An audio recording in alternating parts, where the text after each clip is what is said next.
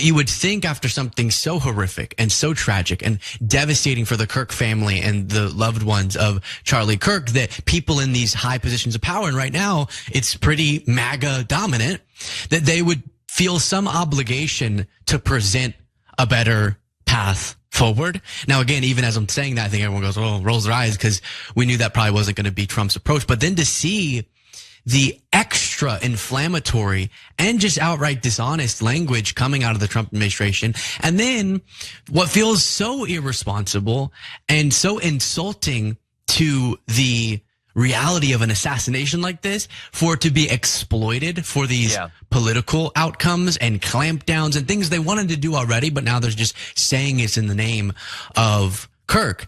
And that to me is so devoid of empathy and of just an obligation to, and this phrase is now kind of laughed at because we failed so miserably, but the lower the temperature thing that previously the country would kind of talk about in the wake of something like this has been thrown out. And now it's just how much can we heat it up? And one of the key parts of the argument they have to bring forward to do that is lying about the truth of political violence and where it's mostly coming from. Doesn't take away from the tragedy of this, doesn't mean that people mocking it aren't saying terrible things, but the influential folks, there's a big contrast in how they're responding, and in the influential positions in the Republican Party, it's just further inflaming.